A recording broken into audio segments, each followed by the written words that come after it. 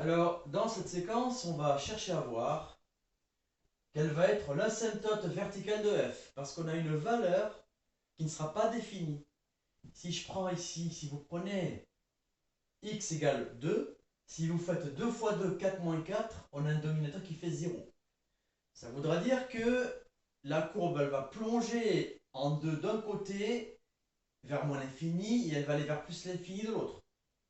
Bon, cette valeur 2, si vous ne la voyez pas, vous pouvez la trouver en résolvant 2x moins 4 égale 0, ce qui fera 2x égale 4, ce qui fera x égale 2.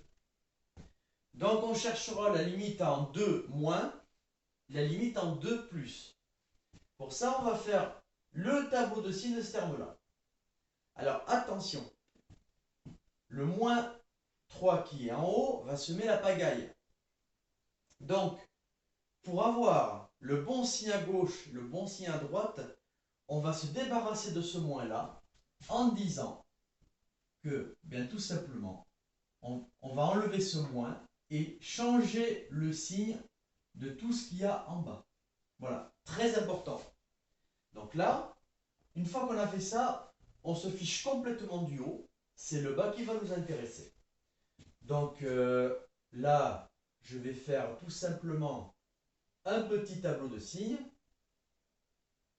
Donc f, eh bien, le changement, ça va être en 2. Donc là, on a deux possibilités, où j'ai moins plus ou plus moins. Pour le savoir, je regarde le signe de ce nombre-là, qui est attelé au x. Donc si ce nombre est négatif, ça voudra dire que la droite qui a un rapport, elle descend. Donc on vient du plus pour aller vers le moins. Donc on viendra du plus pour aller vers le moins. Ça voudra dire que si j'avais plus ici, eh bien j'aurai d'abord le moins et ensuite le plus. Donc c'est ce signe-là qu'il faut regarder. Bon, et maintenant tout est clair.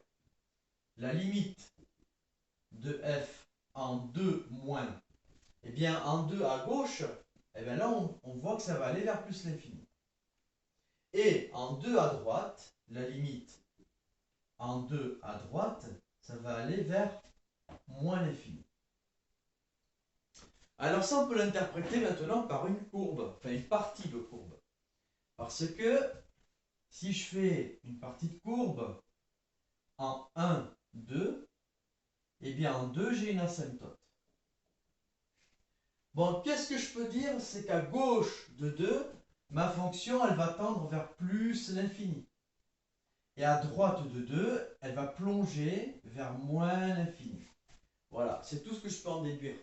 Après, le reste, en plus l'infini et en moins l'infini, bon, mais là, si je regarde, en bas, en plus l'infini, ça va tendre vers plus l'infini. Et moins 3 sur plus l'infini, ça fera 0.